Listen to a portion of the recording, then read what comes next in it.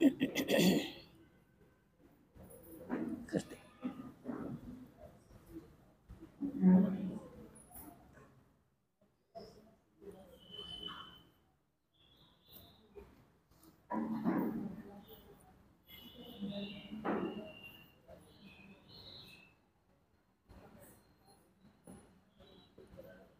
करायचं.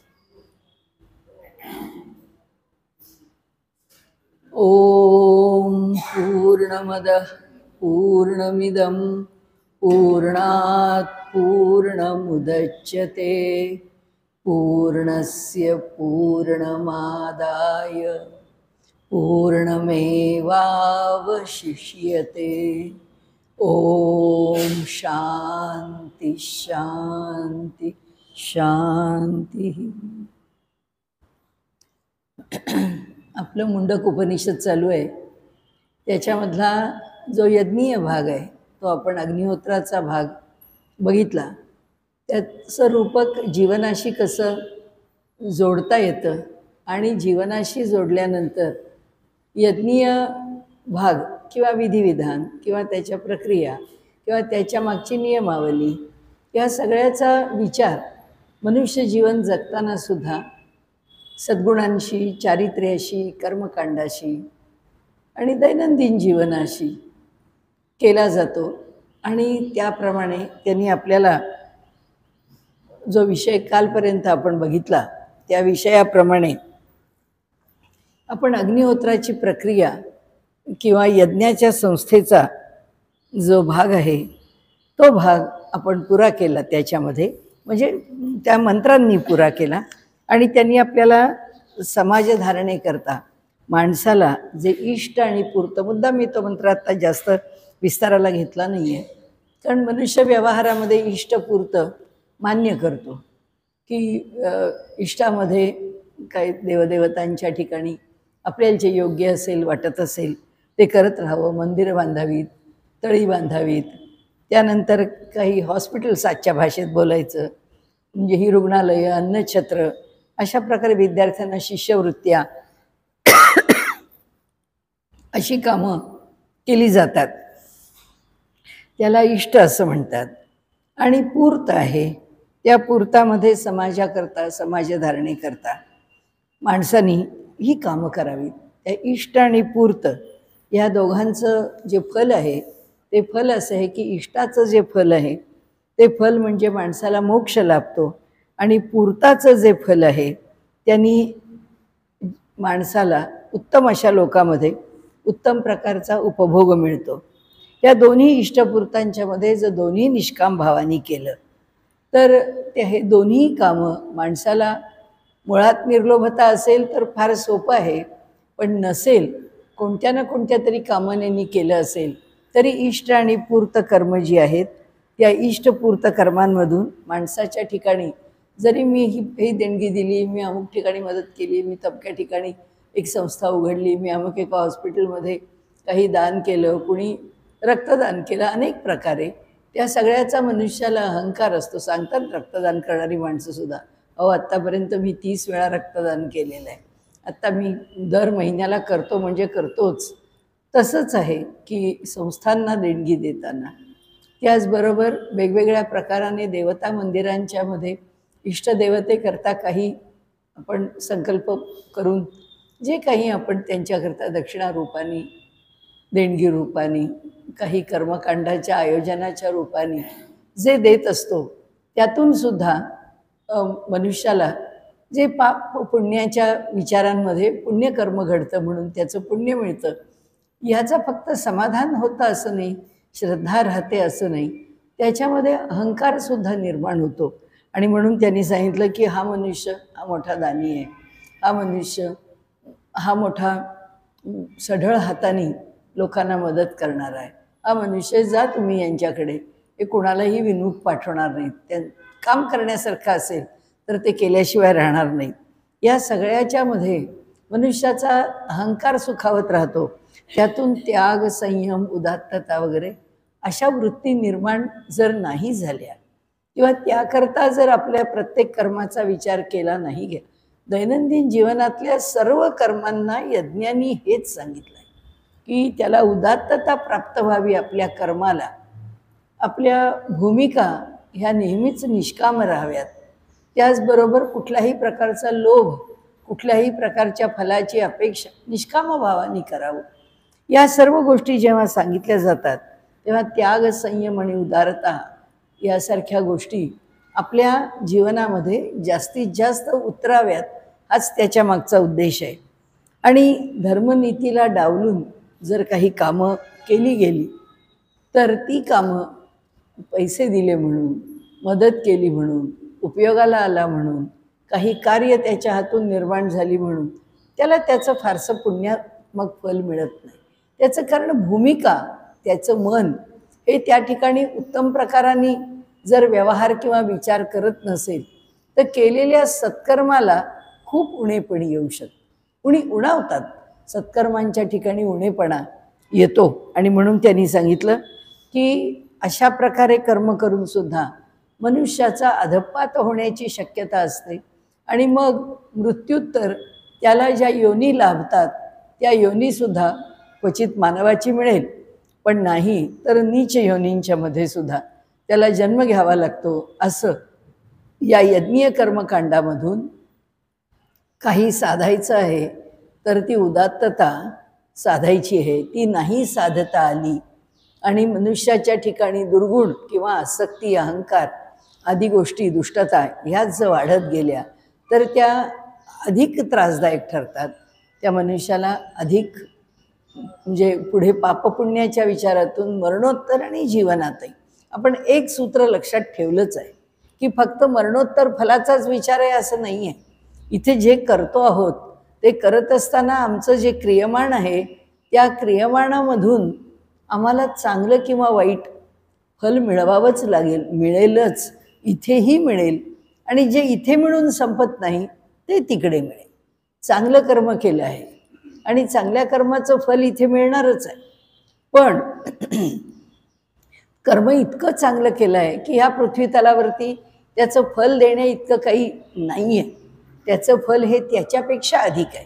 म्हणजे ह्या पृथ्वीतलावर मिळणाऱ्या सुखांपेक्षा, या पृथ्वीतलावर मिळणाऱ्या समाधानापेक्षा, तृप्तीपेक्षा अधिक तृप्ती जर द्यायची आहे तर भगवंत इथं नाही देऊ शकत, तो तिकडे देतो. आणि त्यामुळे मनुष्याला ह्या लोकामध्ये केलेल्या कर्माचं फल फक्त इथेच मिळतं असं नाही. ते फल इथे मिळण्यासारखं असेल ते तर मिळतंच. म्हणून तर आपण सारखं म्हटलं, गीतेचं एक शब्द तर क्षणमपि जातो तिष्ठत कर्मकृत, हे तर खरंच आहे की कोणताही क्षण कर्म न करता राहत नाही. पण तरीसुद्धा केलेलं कर्म नाही कल्याणकृत कश्चित दुर्गतीन तात गच्छेत. कल्याणकृत कर्म कधीही विफल जात नाही. या गोष्टी लक्षात ठेवल्या तर जक्कलाईन त्यांनी इतके खून केले, एका खुनाला इथे फाशी एवढीच देऊ शकतो. एक देह आहे, एक फाशी आहे, खून 10 आहेत. त्याचं जे फल आहे ते तिकडे जाऊन घ्यावंच लागेल. ते काही इथे पुरतं होत नाही, कारण त्याला शिक्षा देण्या इतकी कठोर शिक्षा इथं नाही आहे, तिकडे आहे. तिथे मोठ्या प्रमाणामध्ये शिक्षा देता येईल आणि मोठ्या प्रमाणात त्या पापाचा जो फलाचा भाग आहे तो भोगावा लागेल.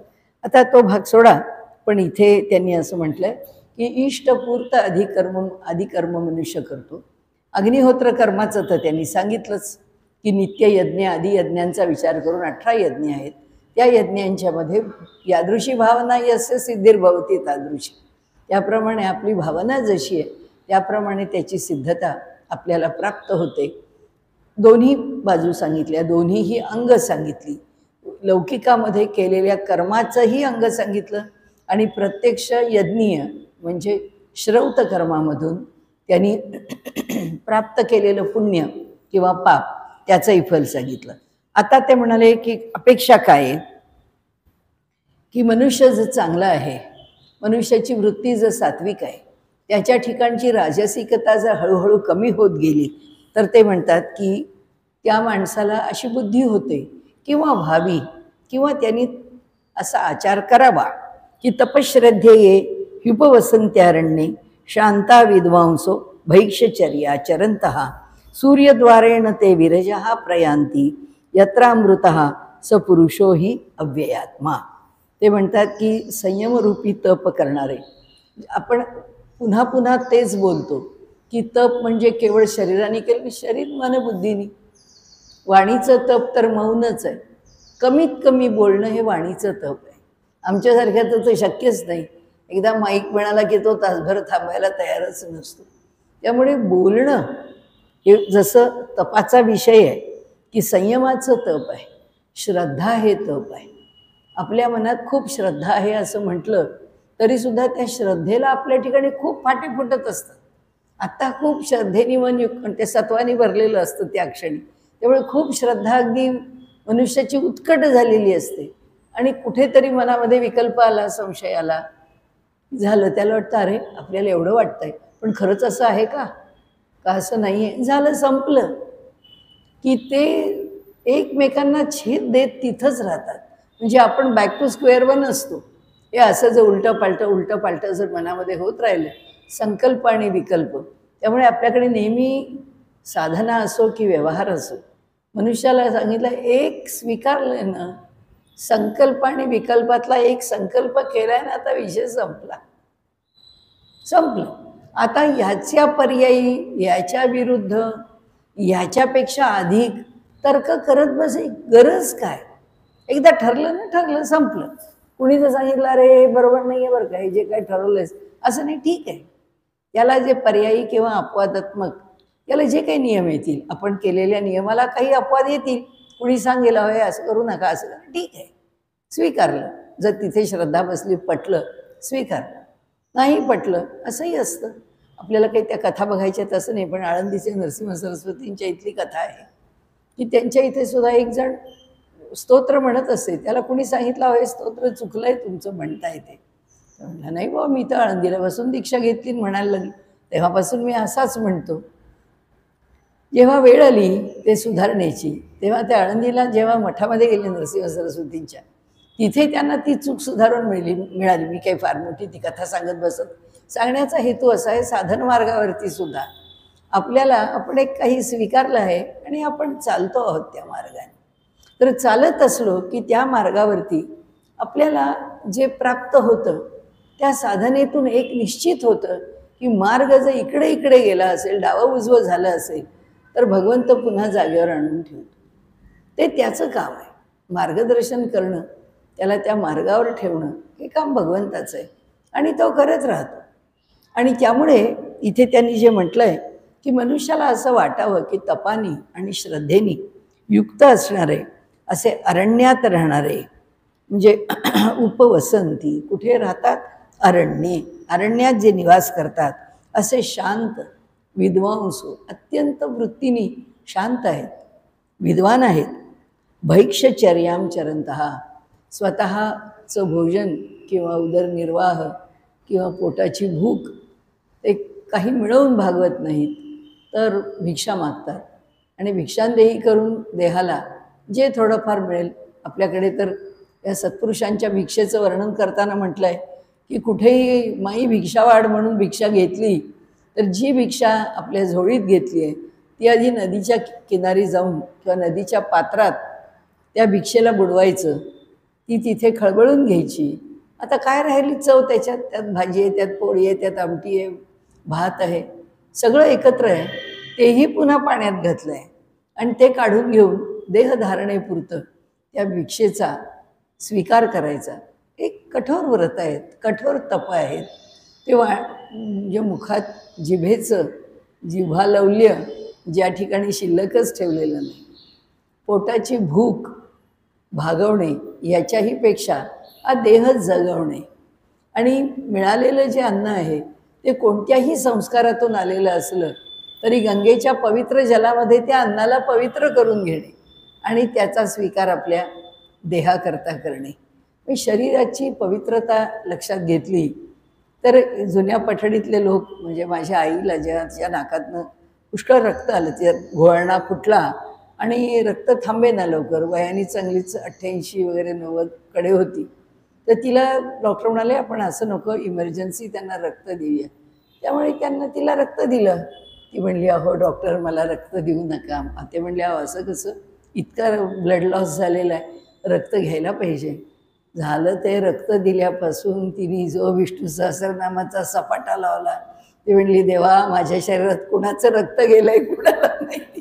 म्हणजे आता हे रक्त मला स्वीकारायची वेळ आली, ते कधी शुद्ध करशील म्हणली हे रक्त तू. ही जी भावना आहे ना प्रत्येक गोष्टीच्या मागची पावित्र्याची, ज्याची जशी आहे त्याप्रमाणे त्याला त्याचे लाभ किंवा त्याच्यापासून जे होणारं नुकसान काय होतं, फक्त आमची प्रवृत्ती, आमचं मन, आमचं शरीर, आमचे संकल्प, या सगळ्यांना एक तेजस्विता राहत नाही. त्या सगळ्यांच्या ठिकाणी ज्याला आपण सत्यतेकडे जाणं म्हणतो किंवा तो संकल्प पुरा होणं, मनाने काही धरलं किंवा निश्चय केला तर तो पूर्ततेकडे जाणं, शरीर आहे त्या शरीराने अनेक प्रकारच्या तक्रारीतून आपल्याला बाहेर काढणं आणि त्या शरीराने आपल्याला पूर्णपणे साथ देणं, सर्व पातळीवरती आमचं आचरण, आमचं मन, आमची बुद्धी आम्हाला घडवत असते. तर त्यांनी सांगितलं हे सगळं करण्याकरता सुद्धा अशी बुद्धी माणसाला व्हावी की असे एकापेक्षा एक श्रेष्ठ लोक समाजामध्ये जेव्हा तपस्वी आहेत, संत आहेत, योगी आहेत, संन्यासी आहेत, अशांच्या ठिकाणी जावं आणि सूर्यद्वारेण ते विरजा प्रयांती, ते अशांच्या ठिकाणी गेल्यानंतर यत्रामृत स पुरुषो हि अव्ययात्मा, तिथे जाऊन जर त्यांना शरण गेलो, त्यांच्या ठिकाणी सात्विक श्रद्धा ठेवली, त्यांची ईश्वराची सेवा म्हणून जर सेवा केली तर भगवंत त्याला, म्हणजे जो शरणागत होऊन गुरुचरणी राहतो त्याला कसे घेऊन जातात, या अग्निहोत्राच्या फलांप्रमाणे फल सांगितलंय. सूर्यद्वारेण ते विरजा प्रयांती, ते सूर्याच्या दारातून, म्हणजे सूर्य त्यांना दरवाजा मोकळा करून देतो. याचा अर्थ असा की त्यांचा मार्ग हा अंधाराचा धुमाचा राहत नाही, त्यांचा मार्ग हा प्रकाशाचा राहतो, म्हणजे तो ज्ञानाचा राहतो. आणि कशापासून अलग असतो, विरजा, रजोगुणापासून दूर असतो, जो सात्विक गुणांनी युक्त असतो. अशा मार्गाने ते अमृत तत्वाला प्राप्त होतात. जो पुरुष, जो परमात्मा हा अव्ययात्मा आहे, तो अविनाशी आहे, अक्षय आहे, जन्म मृत्यूच्या चक्रातून जो जात नाही, असा जो श्रेष्ठ असं आत्म्याचं स्वरूप आहे, त्या आत्म्याच्या लोकांच्या ठिकाणी किंवा त्याच्यापर्यंत सूर्यद्वारेण प्रयांती, त्यांच्या द्वाराने ते पुढे निघून जातात. तर असे श्रद्धावंत परोपकारी सत्पुरुष आपल्याला मिळावेत, त्यांचा सहवास मिळावा, त्यांचं सानिध्य मिळावं, त्यांची सेवा करायला मिळावी. जे आपल्या भाग्यात असेल ते मिळवण्याचा प्रयत्न करावा. तर भगवंतसुद्धा इथे उपनिषद, जे हे उपनिषद विशेषतः कर्मकांडाचं असं सांगतं की आम्हालाही अर्चिरादी मार्गाने उत्तरायणामध्ये जसं वर्णन केलेलं आहे अशा प्रकारचा देह टाकणं आणि निघून जाणं हे सहज घडतं. की उर्वारुकमेव सर्वत्रात मृत्योर्मुक्षीय मामृतात. उर्वारुकमेव, जसं वेलीला लागलेलं फळ आहे, ते फळ जसं सुकलं त्या वेलीवरती की ते आपोआप त्या वेलीपासून गळून पडतं, तसं आमचं जीवन आमच्या वृद्धत्वानी किंवा आमच्या कर्माचं फल पक्व झालं की ते आपोआप गळून पडावं, देह इथे पडावा, जीव निघून जावा, कुठल्याही प्रकारचा त्रास न होता. विनायासेन मरणम, कुठल्या आणि अनायासेन, कुठल्याही प्रकारे आयास न होता अनायासेन, विनायासेन, कुठल्याही प्रकारचे आयास आमच्यापर्यंत न पोचता आम्हाला मृत्यू प्राप्त व्हावा अशी इच्छा तर सर्वदूर केली. तसंच त्यांनी इथे म्हटलं की मरणही तेजस्वी मिळावं, मरणाचाही सोहळा व्हावा आणि जाणाऱ्याला मृत्यू हा सुद्धा एक जीवनाचा सफल संस्कार होऊन जावा. देह आहे तो, आणि देह सुटल्यावरती त्या जीवाला याचा मार्ग उत्तम प्रकाराने मिळून जावा. परीक्ष लोकान कर्मचितान ब्राह्मण निर्वेद मायान्नास्त्य कृतेन तद्विज्ञार्थाय स गुरुमेवाभिगच्छेत समित पाणी श्रोत्रिय ब्रह्मनिष्ठम. आता त्यांनी म्हटलं आहे की जो श्रुतीचा अभ्यास करणारा आहे, ब्रह्मनिष्ठ आहे, ज्याचा अधिकार मोठा आहे, असेही पुरुष समाजामध्ये आहेत. त्याचप्रमाणे परीक्ष लोकान, तसंच लोकांची परीक्षा करून घेऊन कर्मचितान, कर्माने प्राप्त केलं जाणारं जे फळ आहे म्हणा किंवा जे कर्म आहे म्हणा, ब्राह्मणाने जर अशा प्रकारे श्रौत धर्माचा अवलंब करून आपलं जीवन जर कृतार्थ केलं, आपल्या जीवनामध्ये जर कर्माचा अवलंब केला, तर म्हणाले निर्वेद मायांत्यस्ते कृतः, तर म्हणाले त्याला जे मिळतं ते निर्वेदम, म्हणाले इथे अनायासे आयात आणि अकृतस्य, म्हणजे अकृत हा स्वतः सिद्ध परमेश्वर जो त्याला कृतेनं त्याच्याकरता केलेल्या त्याच्या कर्मांचं त्याला फल देतो. कुणाला की जो लोकांची परीक्षा करतो, म्हणजे याचा अर्थ या जीवनामध्ये योग्य परीक्षांती आपलं योग्य कर्म जो सिद्ध करत राहतो, अशा चांगल्याशा साधकाला, साधक म्हटलं नाही ब्राह्मण शब्द वापरला, की जो श्रोत्रिय आहे त्या श्रोत्रियाला स्वतः सिद्ध परमेश्वर जो अकृत आहे त्याला काही करण्याची मिळवण्याची गरज नाही, त्याच्या केल्या जाणाऱ्या कर्मांमुळे त्याला तद्विज्ञार्थाय स गुरुमेव अभिगच्छेत, आणि त्याला तर त्याचं फल जे देतो ते काय स्वरूपामध्ये देतो. म्हणाले आता जीवन तर त्यांनी उत्तम कर्मकांडाने घालवलं आहे, त्यांनी जावं कुठे, तद्विज्ञार्थाय, तद्विज्ञार्थ. तर कसं जातो तो, तर विज्ञानार्थ अगदी आदराने जातो. स गुरुमेव अभिगच्छत, तो गुरूंच्या जवळ जातो, त्याला गुरु मिळतात. आता मुद्दे दोन याच्यामध्ये म्हणून सांगायचे आहेत काय त्यांना, की माणसानी कृतिशील सत्कृत्य करत जगावं. ते तसं जगत असताना जीवनामधल्या फक्त सुखदुःखाशी इष्टापुरतावर आपण जास्त भर दिला नाही. त्या इष्टापुरतातून हे मिळवत ते मिळवत ते मिळवत, म्हणजे लोकेशणा, वित्तेषणा, दारेषणा, ह्या सगळ्या एषणा त्या सगळ्यातनं पुष्ट करत न जाता त्यांनी सात्विकतेकडे जाण्याची इच्छा ठेवावी. सात्विकतेकडे जाताना त्याचा मार्ग किंवा दिशा कोणती, तर त्यांनी आपल्या जीवनामध्ये गुरु भेटावेत. अशी व्यक्ती आपल्या जीवनामध्ये आपल्याला बघायला मिळावी, की जे ब्रह्मनिष्ठ आहेत, जे श्रोत्रिय आहेत, आणि त्यामुळे जे शाब्देच परेच निष्णातः, की ज्यांचं शब्दज्ञानामध्येही ते फार मोठे श्रेष्ठ आहेत, परेच निष्णातः, की ज्यांना तो दृष्टे परावरम, ज्यांनी आपल्या डोळ्यांनी नेत्रांनी या श्रेष्ठ अशा परमपुरुषाला पाहिलं आहे, अशा सत्पुरुषाची गाठ पडावी. आणि त्यांनी सांगितलं की त्यांच्याकडे विनयपूर्वक जावं, समित पाणी होऊन जावं, हातामध्ये समिधा घ्याव्यात. ते सुद्धा प्रतीक आहे. शिष्याने हातात समिधा घेऊन गुरूंच्या चरणावरती आपलं सर्वस्व किंवा गुरूंच्या चरणावरती आपलं अंतःकरण पूर्णपणे निष्ठेने समर्पित करावं. वास्तविक पाहता समर्थांचा शब्दच मला आवडतो, जीवे वित्ते प्राणी चित्ते, सगळं काही सद्गुरूंच्या चरणावरती समर्पित करावं. म्हणाले असा हा समित, आणि त्याचं प्रतीक काय आहे, की मी आपल्याला शरण आलो आहे, सद्गुरू राया तुम्ही माझ्या ह्या शरणागतीतून मी जो आलेलो आहे त्या ह्या देहाचा स्वीकार करा, या शिष्याचा स्वीकार करा, त्याच्या मनाला त्याच्या बुद्धीला घडवा, त्याच्यावर अनुग्रह करा. जे काही त्या सद्गुरूंच्या ठिकाणी आपलं निवेदन आहे ते निवेदन करायला जाताना किंवा काय प्राप्त करायला, तर इथे काय प्राप्त करायला आले शौनक म्हणाले की मला विचारून घ्यायचं आहे की जे एक प्राप्त केल्याने सगळं प्राप्त झाल्यासारखं होतं. माझ्याकडे मोठी शंका आहे, वयाने मोठे आहेत, प्रौढ आहेत, तरीही त्यांच्या अंतःकरणातली शंका फिटलेली नाही. तर इथे त्यांनी सांगितलं हे समित पाणी काय आहे, हातामध्ये समिधा घेऊन जाणं म्हणजे काय.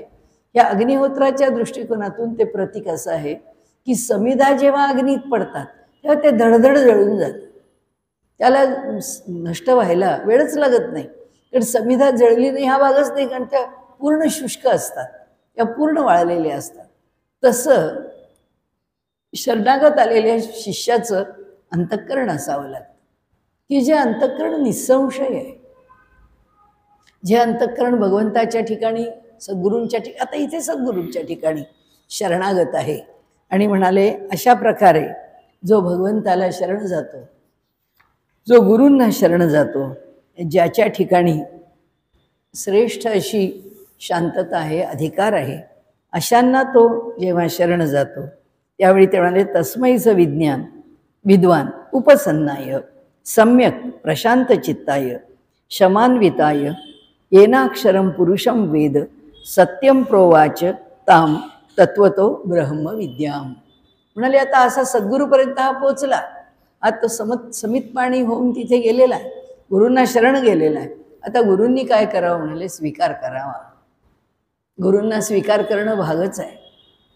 त्याचं कारण असं आहे, आपल्याकडे एक छान एक गोष्ट म्हणून आपल्याला सांगते की दासगणू महाराजांनी अमृतानुभवावरती टीका लिहिली आणि ते कीर्तन करत असत. नंतर संत सत्पुरुष आपलं साधन करत राहत असत. असे काही मोठे फार श्रोत्रिय ब्राह्मण, फार अधिकारी, फार विद्वान असं काही कोणाच्यामध्ये त्यांच्याबद्दलची पण उत्तम कवी, संत कवी, 2 लाखाच्या घरात त्यांची काव्यरचना आहे. तर त्यांना असं वाटलं की जे करावं काही रचना. त्याचं कारणही घडलं की जेव्हा पंढरपुरामध्ये मठमठपतींच्यामध्ये चर्चा चालली होती, मी नाव मुद्दाम घेत नाही त्यांचं, तर ते म्हणाले की अहो महाराज, तुमची आता ही काऊचिवच्या गोष्टींची कीर्तनं आता पुरे झाली, लिहा की म्हणले आमच्यासारखा एखादा तत्त्वज्ञानावर ग्रंथ. म्हणले काय भगवंताची इच्छा असेल तर होईल, तसंही होईल म्हणाले. ते म्हणाले लिहिणार का अमृतानुभव? म्हणले भगवंत म्हणाला तर लिहीन, त्याची इच्छा असेल तर लिहीन.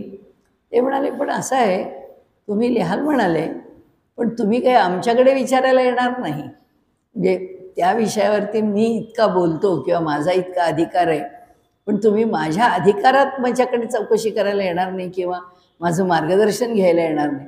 ते म्हणाले नक्कीच येणार नाही. ते म्हणाले बरोबर आहे, असं आहे, सगळीकडे जी जात नाही ती जात आहेच.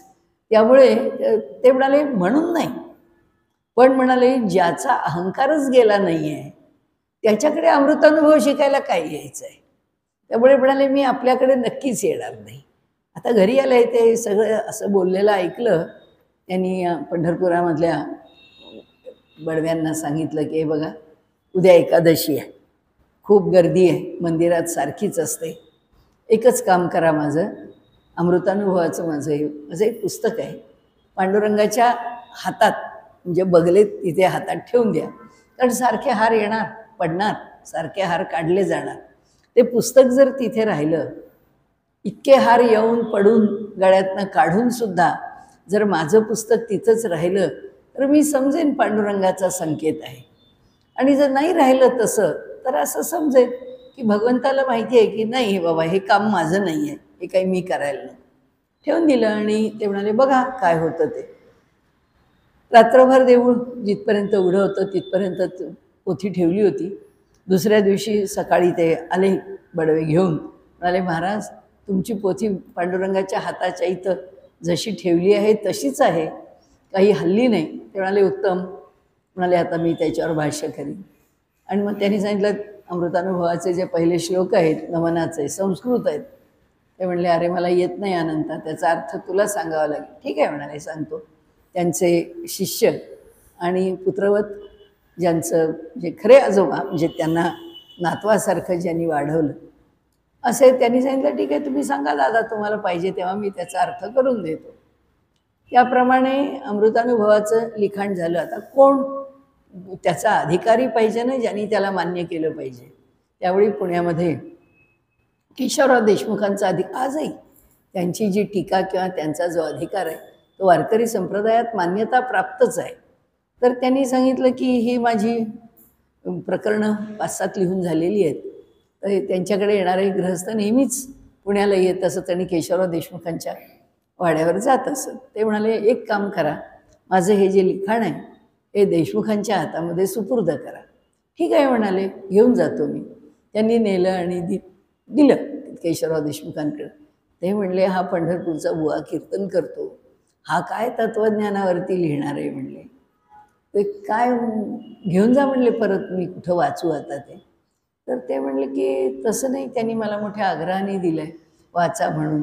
सांगा म्हणले त्यांना मला वेळ नाही आहे म्हणून, दुसरं काय सांगा, ते कुठं वाचत बसू म्हणले मी आता. ते आले घरी आणि पंढरपूरला आणि म्हणाले की दादा तुम्हाला त्यांनी असा असा निरोप दिला आहे की मी काही ते आता वाचू शकत नाही, मला काही वेळ नाही. ते म्हणले सावकाश वाचू दे, माझी कुठे घाई आहे, माझी काही घाई नाही आहे. मग आता त्यांना प्रश्न पडला, आपण आपलं सौम्य सांगून पुस्तक परत करत होतो, आता हा बुवाखट निघाला, हा तर बोलतोच आहे की पुन्हा चालेल मला उशीर झाला तरी. मग ते म्हणाले की असं आहे, महाराज म्हणले की मला काही ते वाचायची इच्छा होत नाही. त्यांनी त्यांना पत्र लिहिलं. काव्य म्हणजे काय, जागेवरती काव्य गजानन महाराजांची पोथीच त्यांनी लिहिलेली आहे. आज महाराष्ट्रामधल्या मोठमोठ्या पोथ्या त्यांच्या हातून झालेल्या आहेत. हे काव्यात त्यांनी कळवलं. म्हणले एका विद्यापीठाचे तुम्ही कुलपती आहात, एक विद्यार्थी त्या विद्यापीठामध्ये परीक्षा द्यायला आलेला आहे, तर त्या विद्यार्थ्याला तू परीक्षा देऊ नको असं म्हणू शकत नाही. तुम्ही विद्यार्थ्याला नापास करू शकता, पण तुम्ही त्याला परीक्षा तुझी घेणार नाही असं म्हणून त्याला परत पाठवू शकत नाही. म्हणाले तुम्हाला माझं पुस्तक वाचलंच पाहिजे, माझी टीका तुम्हाला वाचावीच लागेल. नाही पटली, कशी नाही पटली ते मला जरूर सांगा. झालं ते यांच्याकडे तो माणूस घेऊन गेला. ते म्हणले अरे हा तुझा बुवा फारच खड दिसतोय रे, म्हणले माझा पिच्छा सोडत नाही. आणि त्यांनी ते वाचायला घेतलं. सगळा ग्रंथ त्यांच्यापर्यंत पोचला, 10ही भाग त्याचे. आणि पंढरपूरला जेव्हा पांडुरंगाच्या दर्शनाला वारीच्या वेळी ते आले, त्यावेळी ते म्हणले बाळा मला त्या दासगणूच्या मठावरती घेऊन जा, तो बुवा कुठे राहतो तिथे घेऊन जा. तर त्यांनी सांगितलं येऊन की असं असं येणार आहेत केशवरावजी देशमुख आपल्याला भेटायला. ते म्हणाले ठीक आहे. त्यांच्या घरातली एक पद्धत होती, चातुर्मास सुरू श्रद्धा, म्हणजे आपण जे म्हणतो ना की आपल्या चित्ताचं उदात्तीकरण हे किती होऊ शकतं, राहू शकतं, असू शकतं, टिकू शकतं, आणि ते टिकणं फार महत्त्वाचं. तर त्यांच्याकडे चातुर्मास सुरू झाला की पहिल्या दिवशीपासून घरामध्ये दररोज एक पेढ्यांचा पुडा, एक हार आणि नारळ कायमचा आणून ठेवलेला घरामध्ये. कारण पंढरपुरात वगैरे नारळ वगैरे टिकत नाही, हवा फार उष्ण असते, त्यामुळे तिथे आपल्यासारखं सोपं नाही आहे. तर ठीक आहे, नारळ असा त्या घरात आणून ठेव. का तर त्यांना भेटायला सोनोपंत दांडेकर केव्हाही येतील, कोणत्याही वेळी ते त्यांना वेळ मिळाला की चातुर्मासात येऊन जायचे. 4ही महिने त्यांच्या सत्काराला आपल्याकडे हार नाही असं होता कामा, त्यांना द्यायला पेढे नाहीत असं होतं. 4ही महिने घरात रोज ठेवलेलं असं. ते केशवराव देशमुख अचानक आले आणि आल्यानंतर ते वाड्याच्या दारात त्यांनी पाहिलं, त्यांचे डोळे भरून आले. त्यांनी जाऊन त्यांना साष्टांग दंडवत घातलं. म्हणाले महाराज तुम्ही माझ्या घरी आलात? हो म्हणाले, तुम्ही खडबुवा भेटलात, मला वाचायला काय लिहिलंय म्हणाले.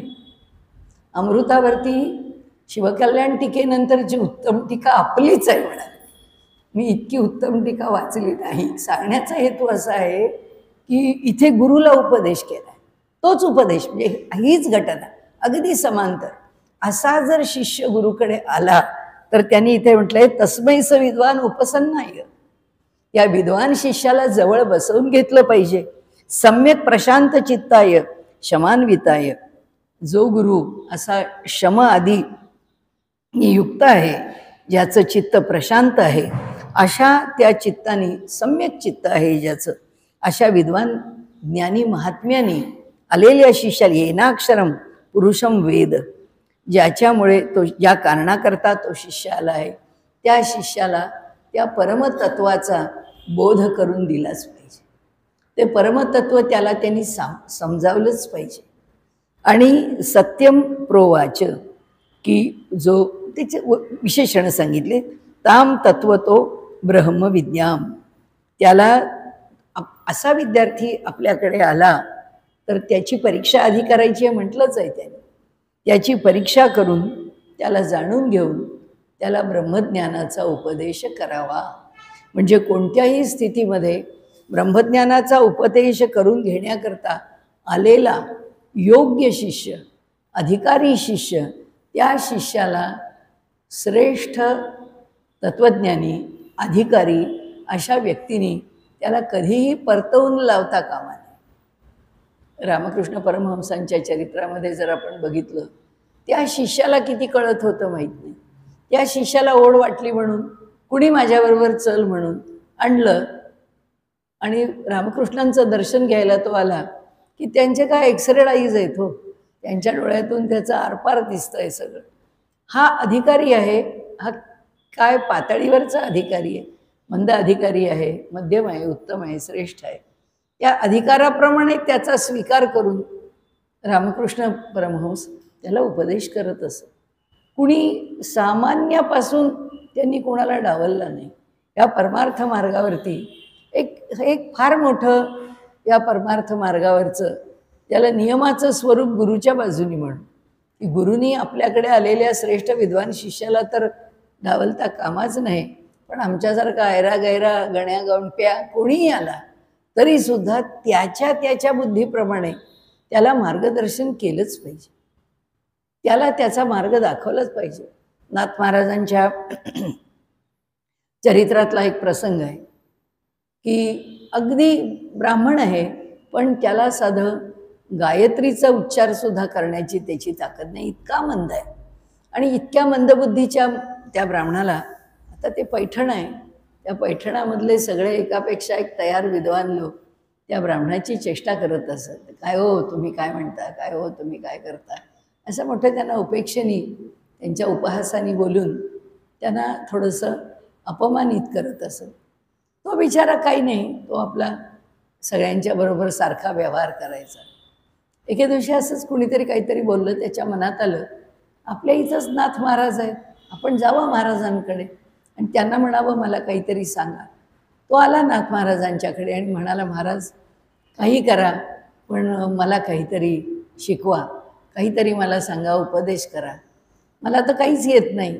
महाराज म्हटले असू दे ना, काही नसेल येत म्हणून काय झालं, सांगतो म्हणाले तुला, काही करू नको, जे जे भेटे भूत तयामानी भगवंत, एवढा सिद्धांत लक्षात ठेव म्हणावा. आणि म्हणाले कुठेही रस्त्यावरनं जाशील येशील, कोणीही तुला भेटेल दिसेल काहीही, त्याला ब्रह्म म्हणून, परमात्मा म्हणून, ईश्वर म्हणून, देव म्हणून नमस्कार कर, बस आहे.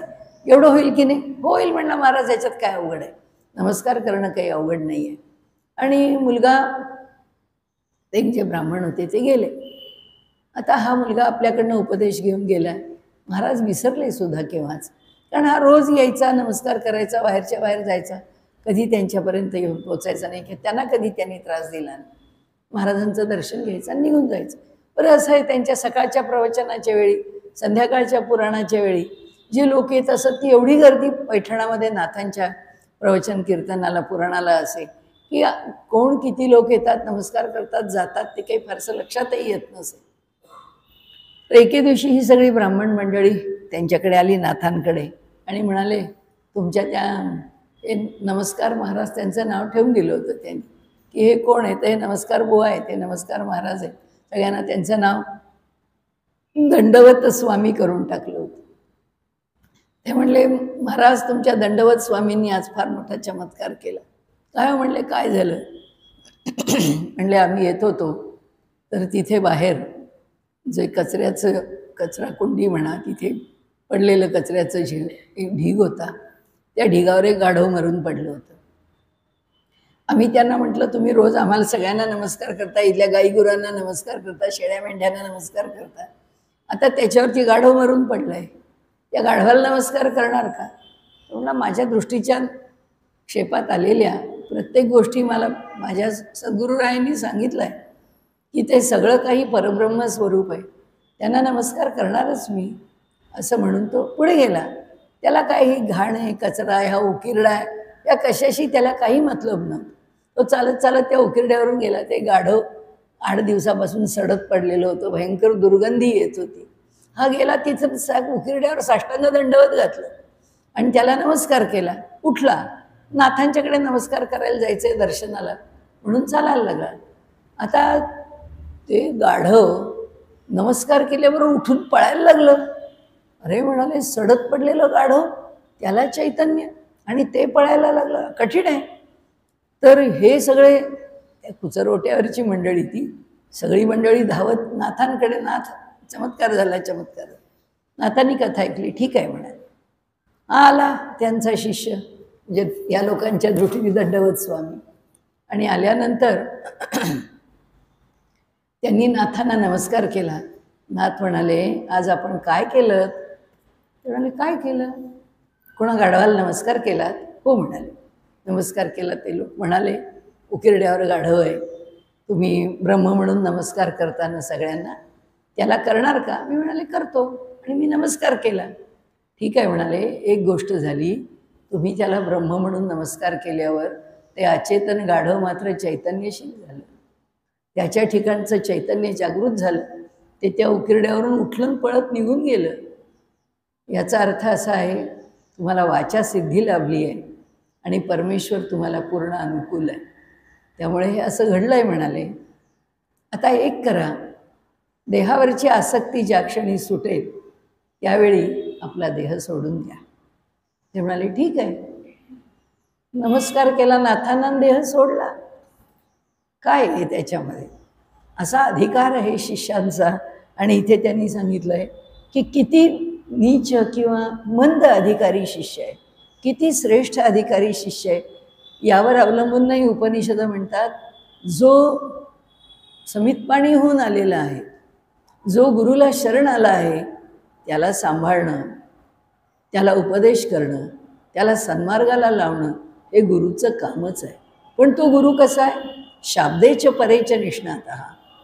तो गुरु मात्र दोनही अंगाने, ज्ञान आणि कर्म, साक्षात आचार, या दोन्ही बाजूनी श्रेष्ठ असला पाहिजे, तरच त्या गुरुचं गुरुपण आहे. असो, इथे तो विषय संपतो. आपण आता प्रथम मुंडकाच्या प्रथम खंडाच्या द्वितीय मुंडकामध्ये आलो. प्रथम मुंडक नाही, प्रथम मुंडक संपला, द्वितीय मुंडकात आलो आणि या प्रथम खंडाचाच तो दुसरा भाग आहे. आता इथे त्यांनी दुसरा विषय सांगायला सुरुवात केली. ते म्हणतात, तदेतत् सत्यम यथा सुदीप्तात पावकात विस्फुल्लिंगाः सहस्रशः प्रभवन्ते सरूपाः तथाक्षरात् विविधाः सौम्य भावाः प्रजायन्ते तत्र चैवापियन्ति. म्हणाले इथे आपियन्ति विलीन होतात. कोण विलीन होतात आणि कोण जन्माला येतात, ही प्रक्रिया इथे सांगितली की तत् एतत् सत्य, हे अगदी सत्य आहे बरं का. हे सौम्या, हे बाळा, हे शिष्या, हे गुरुपुत्रा, मी तुला सांगतो आहे की हे सत्य आहे. काय आहे? ज्याप्रमाणे यया किंवा यथा सुदीप्तात पावकात विस्फुल्लिंगः सहस्रशः प्रभवन्ते सरूपाः. एक जर धडधड पेटलेला अग्नी आहे, तर त्या अग्नीमध्ये जी स्फुल्लिंग पेटतात किंवा त्याच्यामध्ये ज्या ठिणग्या उडतात, हजारो ठिणग्या उडतात त्या अग्नीमधून, पण त्या सगळ्या ठिणग्या त्या सरूपाः, त्या अग्नीसारख्याच असतात. जसा अग्नी असतो त्याचंच ते लहानशी रेप्लिका, लहानसं रूप आहे ते. आणि म्हणून ते म्हणतात की सहस्रशः प्रभवन्ते, प्रभव उत्पन्न होतात, हजारो उत्पन्न होतात, पण स्वरूपाः, त्या सगळ्या एकाच रूपाच्या आहेत, एकसारख्याच आहेत. ज्याप्रमाणे अशा ह्या ठिणग्या उडल्यानंतर त्या एकसारख्या जन्माला येतात आणि त्यात एकसारख्या आम्हाला जेव्हा दिसतात, तसा हा जो परमात्मा आहे, म्हणतात तथाक्षरात, हा जो अविनाशी परमात्मा आहे, तो विविधाः भावाः, तो काय करतो? विविध भाव घेतो. भाव शब्द वापरले कारण त्याचं कारण असं की भाव म्हणजे अस्तित्व आहे. तर ते अस्तित्व, ते रूप, त्या वेगवेगळ्या स्वरूपामध्ये तो प्रकट होतो आणि त्याच्या ठिकाणी अभाव नाही आहे, सगळं काही भावात्मक आहे. अभावात्मक कोणतंही, अभावातून काहीही निर्माण होत नाही, अभावातून काहीच निर्माण होत, अभावातून कोणतंही निष्पन्न होत नाही. आणि म्हणून त्यांनी सांगितलं ते भावात्मक आहे, ते सत आहे, अस्ति आहे, असणं हे स्वरूप आहे त्याचं. असणे, बीइंग, बस आहे, अस्तित्व. त्याचा स्वभाव वगैरे नाही म्हणता येणार आपल्याला, पण त्या भावाला आणखीन काय शब्द देता येईल पटकन लक्षात येत नाही आहे माझ्या, पण तो त्या भावामध्ये प्रकट होतो. मुंगी झाली तरी तोच आहे, कुत्रा झाला तरी तोच आहे, मानव झाला तरी तोच आहे, माकड झाला तरी तोच आहे. भावात्मकता ही जी आहे ती एकच आहे. त्याचं रूप जे आहे ते रूप मात्र भिन्न भिन्न आहे. भिन्न भिन्न नामरूपामध्ये प्रकट तो होतो, पण अंतरंगामध्ये असलेला तो भावात्मक परमात्मा मात्र नेहमी एकच आहे. आणि म्हणून ते सांगतात की तथाक्षरात विविधा भावाहा, वेगवेगळे भाव तो निर्माण करतो. कोण क्रूर आहे, कोण अति गरीब आहे. त्या हरणाच्या डोळ्यातली भीती तर कधीच जात नाही आणि वाघाच्या डोळ्याकडे बघवत नाही. सिंहाची चाल माणसाला धडकी भरवते. म्हणजे ही ज्याचे त्याचे भाव, ज्याचे त्याचे गुणधर्म, ज्याची त्याची लक्षणं भिन्न भिन्न आहेत.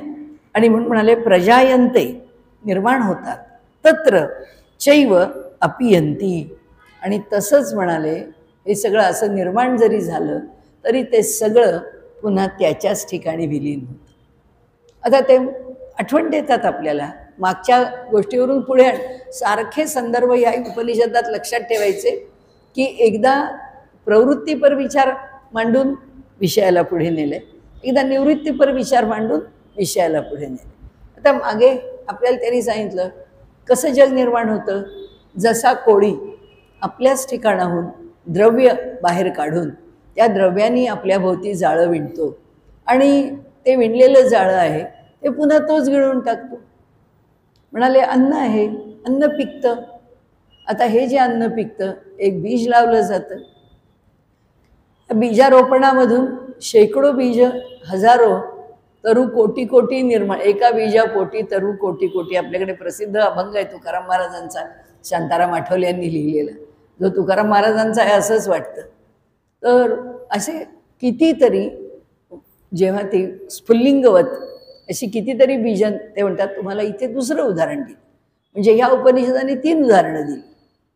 एक उदाहरण आपल्याला पहिल्यांदा दिलं त्या कोळ्याचं, दुसरं उदाहरण दिलं त्या शेतीमध्ये पिकणाऱ्या बीजांचं, आणि तिसरं उदाहरण दिलं इथे स्फुल्लिंगवत, अग्निस्फुल्लिंगवत. ही भूमिका कोणी स्वीकारली? अग्निस्फुल्लिंग वल्लभाचार्य. हे जसंच्या तसं उचलून वल्लभाचार्यांनी आपलं शुद्ध अद्वैताचं तत्त्वज्ञान. त्यांना हे काय बरं वाटलं? त्याचं कारण असं की शंकराचार्यांचा अद्वैत सिद्धांत हा मायावादाशिवाय सिद्ध होत नाही. वल्लभाचार्य म्हणाले आमच्या भगवंताला माया बिया उपाधी आम्हाला जमणार नाही, आम्ही ती उपाधी लावून घेऊच शकत नाही. आमच्या भगवंताला शबलित केलेलं आम्हाला मान्यच नाही. मग आमचं भगवंत शुद्ध आहे, त्यामुळे शंकराचार्यांचं केवलाद्वैत असलं तरी वल्लभाचार्यांचं शुद्धाद्वैत आहे. त्यामुळे आमचा अद्वैत शुद्ध आहे, बाहेशिवाय आहे. मग ते शुद्ध कसं आहे? असं आहे म्हणाले, अग्नी त्याच्या ठिकाणी शुद्ध आहे. त्या अग्नीपासून जी स्फुल्लिंग निर्माण झाली ती निर्माण होण्याकरता कोणाला मध्ये यावं लागत नाही. शंकराचार्यांच्यासारखी मायामध्ये आणावी लागत नाही. काय होतं?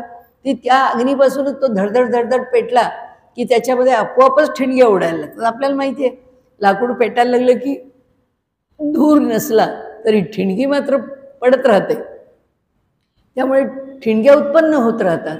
तसंही म्हणाले आमच्या भगवंताला कशाची गरज आहे? हा भगवंत आहे तिथेच आम्ही ठिणग्यांच्या रूपाने जन्माला आलो. त्या जशा शुद्ध आहेत त्याच्यामध्ये कोणताही एक टप्पा किंवा एक पायरी स्वीकारावीच लागत नाही, की मायेचा आधार उपाधी घ्यावीच लागत नाही. इथे केवळ कसं तत्त्वज्ञान पुढे जातं याच्याकरता आपण बघितलं असे वेगवेगळे अंश इव अंश. हा आता इथे ममैव अंशो जीवलोक जीवभूतच सनातना असं म्हटलेलं आहे की माझा जो अंश, अंश रूपाने आता अंश स्वीकारला. देहबुद्ध्या तो दासोस्मी जीवबुद्ध्या त्वदंशका आत्मबुद्ध्या त्वमेवाहम इति मे निश्चिता मती. हनुमत नाटकामधलं वचन आहे. त्यांनी सांगितलं की भगवंता तुझ्याबरोबर मी जोडलेलो आहे, पण माझ्या जोडल्या जाण्याच्या भूमिका कशा? देहबुद्ध्या तू दासोस्मी, देहाच्या पातळीवरती मी दास आहे. जीवबुद्ध्या त्वदंशका, जीवाच्या बुद्धीवरती किंवा स्थितीवरती मी तुझा अंश आहे. आणि आत्मबुद्ध्या त्वमेवाहम, आत्म्याच्या पातळीवर माझी आत्मबुद्धीच्या पातळीवर तू आणि मी एकच आहोत. इति मे निश्चिता मती, मला त्या माझं मन ह्या विषयामध्ये स्थिर आहे. देहबुद्ध्या तू दासोहम मध्वाचार्य आहे की मी दास आहे आणि भगवंत आहे, तो माझा स्वामी आहे. अंश रामानुजाचार्य. त्यांनी अंशात्मकता स्वीकारली. शंकराचार्य आहेत, आत्मबुद्ध्या त्वमेवाह इति मे निश्चिता मती. हे कुठून आलं? हे त्या त्या आचार्यांचा विचार आपण म्हणून का मांडला त्याचं कारण आहे. जे रुचलं तत्वज्ञान मांडणी करता. आज आपण 4-5 दिवस जो विषय म्हणतोय रोज एकदा तरी उच्चारतो. वाचारंभणम विकारो नामधेयम. शब्द उच्चारला की मांडणीला मर्यादा आलीच. ही जी मर्यादा येते ती मर्यादा आपल्या विचारांना किती कमीत कमी होते. म्हणजे माझा विचार मांडते आहे त्या मांडणीमध्ये ज्या स्वीकारांनी ज्या शब्दांनी ती मर्यादा कमी होते ती बाजू तो आचार्यांचा दर्शनाचा भाग किंवा सिद्धांत स्वीकारतो. शंकराचार्यांना काय वाटलं की मायावाद स्वीकारला की आपल्याला बौद्धांना परास्त करायचं आहे. त्याकरता मायावादाच्या आधाराने जो तर्क आपण उभा करू तो तर्क मला जास्त सोयीस्कर आहे. आणि मनास आला म्हणून तर्क नाही. तो जो तर्क उभा केलेला आहे त्या तर्काने उपनिषद सोडवावी लागतात. त्या तर्काने ब्रह्मसूत्र सोडवावं लागतं. त्या तर्काने भगवद्गीता सोडवावी लागते. या प्रस्थानत्रयीचा अर्थ जेव्हा लावला जाईल त्यावेळी तो विचारलेला किंवा स्वीकारलेला विचार आहे तो विचार सिद्ध होतो किंवा तो विचार तत्वज्ञानामध्ये मान्य होतो. उपनिषद म्हणजे मला वाटलं असं स्वतः प्रमाण नसतं. आज जे आहे ना आपल्याकडे मला वाटलं म्हणून मी केलं, मला जे पटतं ते मी करतो. अरे तू कोण? तुला काय स्वातंत्र्य? तुला किती स्वातंत्र्य? असो, इथे त्यांनी आपल्याला सांगितलं आहे की तो जो परमात्मा आहे बघा, ही एक तुम्हाला तर्काची भूमिका देतो की अग्निस्फुल्लिंगवत हे सगळं जग निर्माण होतं. आणि जसा अग्नीचं स्फुल्लिंग ती ठिणगी जशी तशीच विरून जाते त्या अग्नीमध्ये. चैव अपियंती, हे सुद्धा च एव अपियंती, पुन्हा ज्याच्यातून निर्माण झालं आहे त्याच्यामध्येच ते नष्ट होऊन जातं. अशा प्रकारे प्रत्येक ठिकाणी प्रत्येक आचार्यांनी आपलं आपलं तत्त्वज्ञान मांडलेलं आहे.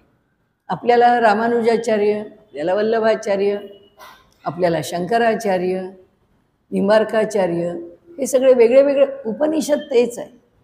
आपण मागेही एकदा त्याचा दृष्टांत घेतला की प्रत्येक स्त्रीच्या स्वयंपाकघरामध्ये मिसळणाचा डबा एकच आहे. त्या मिसळणाच्या डब्यात सगळ्यांकडे जिरं, मोहरी, हळद, हिंग, तिखट मसाला हेच असतं. पण प्रत्येकीच्या आमटीची चव वेगळी असते, प्रत्येकीच्या स्वयंपाकाची चव वेगळी असते. तसं आहे सगळं उपनिषदांनी दिलेलं आहे. पण मांडणी जी आहे ती प्रत्येकाने आपापल्या पद्धतीने केली. ते वेगवेगळी मांडणी केली म्हणजे तत्त्वज्ञान नाही बदललं, फक्त तत्त्वज्ञान समजावणं वेगवेगळ्या पद्धतीने केलं. का केलं? त्याचं कारण असं की आमच्या इकडे प्रवृत्तीमध्ये रुची आहे.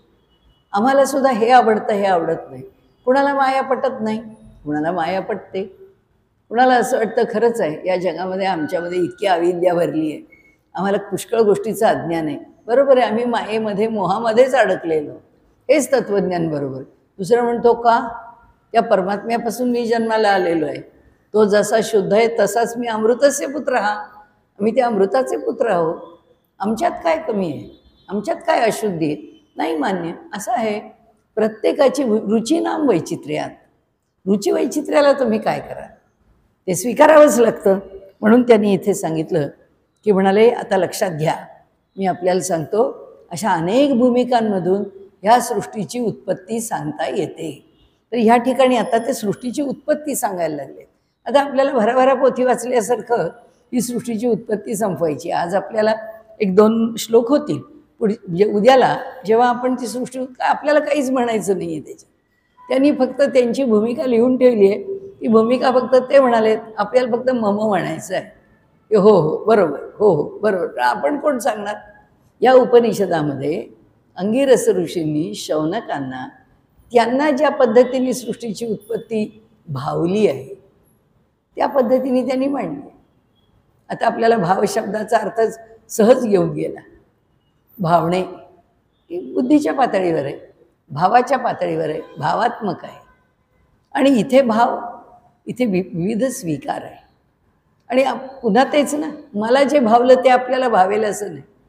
तसं भगवंत म्हणतो, हत्ती निर्माण केला म्हणजे मोर निर्माण करताना मी हत्तीसारखा असावा असं काही बंधन नाही, तो वेगळा आहे. त्याची भावात्मकता वेगळी, हत्तीची वेगळी आहे, सिंहाची वेगळी आहे, वाघाची वेगळी आहे, असे सगळे वेगळे असतील. असो, इथे आता ते म्हणतात सृष्टी उत्पत्ती आपली सुरू झाली. एतस्मात् जायते प्राणो मनः सर्वेंद्रियाणि च खम वायू ज्योती आपहा पृथ्वी विश्वस्य धारिणी. म्हणतात एतस्मात्, या परमेश्वरापासून जायते प्राणो, प्राण निर्माण होतो. त्या प्राणापासून मन निर्माण होतं, त्या मनापासून सगळी इंद्रिय निर्माण होतात. तसंच खम वायू, आता पंचमहाभूत निर्माण होतात. ते सांगत आहेत की खम वायू ज्योती आपहा आणि पृथ्वी. त्या पृथ्वीने काय केलं, ही सगळ्या विश्वाला धारण करणारी ही पृथ्वी आहे, ती निर्माण केली. तिला फक्त एक विशेषण लावलं, बाकी हे सगळे एका रांगेत आपल्याला सांगितले की हा जो आता त्याच्याकरता ह्या उपनिषदांनी परमात्म्याला काय म्हटलं, विराट पुरुष. या ठिकाणी कोणता शब्द वापरलाय परमात्म्याकरता, विराट पुरुष असा शब्द वापरला. त्यामुळे आता त्या विराट परमेश्वरापासून म्हणजे एतस्मात् जायते, त्याच्यापासून काय निर्माण झालं, प्राणो मनः सर्वेंद्रियाणि च खम वायू ज्योतिरापहा पृथ्वी विश्वस्य धारिणी. या संबंध विश्वाला धारण करणारी पृथ्वी, आप, तेज, वायू, आकाश हे सगळे त्या विराट पुरुषाकडून निर्माण झालेले आहेत. आता अग्निर्मूर्धा, आता इथे त्यांनी सांगितलं की तुम्हाला मी जो विषय सांगितला आहे तो विषय असा आहे, नाही मी एक वरचा मंत्र विसरले बरं का, की दिव्यो हि अमूर्तः पुरुषः सबाह्य अभ्यंतरो ह्यजः अप्राणो हि अमनाः शुभ्रो अक्षरात परतः परः. म्हणाले कसा आहे हा दिव्य असा जो पुरुष आहे, हा दिव्य असं जे रूप असणारा ज्याचं वर्णन केलेलं आहे, हा अमूर्त असा जो पुरुष पूर्ण पुरुष आहे. सबाह्य अभ्यंतरो हि अजहा, सगळ्यांच्या ठिकाणी हा संबंध व्यष्टी आणि समष्टीमध्ये अंतर्बाह्य भरून राहिलेला आहे. हा आपण फक्त समजून घेण्याचा विषय आहे, यावर चर्चा नाही किंवा स्पष्टीकरण नाही. त्याला दिव्य का म्हटलं त्याचं कारण असं की तो सगळ्याच्या ठिकाणी मुळाशी आहे आणि त्याचं सामर्थ्य विशेष आहे म्हणून तो दिव्य आहे. आणि हा अमूर्त आहे, तो कुठल्याही आकाराला आलेला नाही आहे. हा पुरुष हा अपूर्ण पुरुष आहे, म्हणजे ह्याच्या ठिकाणी पूर्णता संभवते. सबाह्य अभ्यंतरो, अंतर्बाह्य या व्यष्टी समष्टीमध्ये विश्वब्रह्मांडामध्ये तो भरून राहिलेला आहे. अजहा, याला जन्माला यावं लागत नाही. अप्राणो, तो प्राणरहित, म्हणजे त्याला कुणी चेतना, चैतन्य, हालचाल, सजीवता काही द्यावं लागत, तोच सगळं काही आहे. आणि म्हणून ही मनाहा, तसेच निश्चितच असा असल्या जर प्राणच नाही त्याच्या ठिकाणी तर त्या प्राणापासून उत्पन्न होणारं मन कसं असेल, कारण त्याला उत्पन्न काही करावंच लागत नाही, तो स्वतःच उत्पन्न करणार आहे. म्हणून आपण त्याला काय म्हणतो, स्वयंभू, तो स्वतःच आहे, तो स्वतः सगळ्याला जन्माला घालेल, त्याला कोण जन्माला घालणार आहे. आणि म्हणून या ठिकाणी हे मना हा म्हणजे निश्चितच मनाला जन्माला घालव. शुभ्रो, विशुद्ध आहे, त्याच्या ठिकाणी शबलता नाही. मग अशी म्हटलं ना आपण, वल्लभाचार्य म्हणतो आम्हाला उपदेशनाने सांगितलंय तो विशुद्ध आहे म्हणून, आणि तुम्ही काय त्याला माया लावता आणि शबलित करता, आम्हाला नाही मान्य. म्हणून शंकराचार्यांना परास्त करण्याकरता वल्लभाचार्यांनी शुद्धाद्वैत मांडलं. तुमचं केवलाद्वैत आहे ना, आमचं शुद्धाद्वैत. ही जी मजा आहे त्यातली तर्क करण्यातली, बुद्धीची, त्याचबरोबर भावनेची पण आहे की जो तो परमेश्वराकडे ज्या भावाने पाहतो, भावो ही विद्यते देवो तस्मात् भावो ही कारण, आमच्या भावातूनच परमात्म्याला पाहायचं आहे. भाव हेच सगळ्याचं कारण आहे. आणि म्हणून ते म्हणतात की ह्यक्षरात परतः परहा, परमात्मा कसा आहे याकरिताच हा जो अक्षर परमात्मा आहे हा परतः परहा सर्वात श्रेष्ठ आहे, परमात्मा आहे. आणि मग तो मगाचा मंत्र आहे की ह्याच परमात्म्यापासून म्हणाले प्राण, मन, सर्व इंद्रिय जन्माला येतात, मग तो कसा प्राण असेल, मग तो कसा मन असेल, त्याच्यापासूनच हे सगळं जन्माला येतं. खम वायु ज्योती आपहा पृथ्वी विश्वस्य धारिणी, विश्वाला धारण करणारी पृथ्वीसुद्धा त्याच्यापासून जन्माला येते. आज आपण इथे थांबूया. त्याचं कारण असं की हा जो पुढचा मंत्र आहे तो मंत्र काय सांगतो की ह्याच विराट पुरुषाचं मूर्त रूप तुम्हाला सांगतो. कारण हे अमूर्त रूप आहे, दिव्य आहे, अमूर्त आहे. आता मूर्त रूप आहे. आता ते कशातून येणार? अग्नीतून. हे आता आपण विसरायचंच नाही. या उपनिषदामध्ये यज्ञकुंड हाच आपला पाय आहे, अग्नी हाच आपला पाय आहे. परमात्म्याच्या विषयी, जीवनाच्या विषयी, तत्वज्ञानाच्या विषयी चर्चा करायला पाया काय? तर अग्नी. आणि दुसरं जेव्हा परब्रह्म म्हणायचं तेव्हा परमात्मा. तो सर्वदूर परमात्मा म्हणूनच स्वीकारला आहे. मग त्याला वेगवेगळ्या रूपात वेगवेगळी नावं देऊन त्याचं वर्णन केलं आहे, समजावून दिलं आहे, पण त्याचं स्वरूप परब्रह्म हेच आहे. आणि आता उद्याला हे सगळंच होऊन जाईल एका ह्याच्यात. कारण काय त्याच्यामध्ये कसं कसं जन्माला आलं तेवढा फक्त विषय बघत जायचा, त्याच्यावर चर्चा काहीच नाही. कारण आकाशातून वायू जन्माला आला, काय चर्चा आहे? वायूमधून अग्नी जन्माला आला, काय चर्चा आहे? चर्चेचा विषयच नाही आहे, स्वीकाराचा विषय आहे. ती उतरंड आहे, त्यांनी जी मांडलेली आहे ती उतरंड फक्त बघायची आहे आपल्याला. आजचा विषय इथे थांबवू.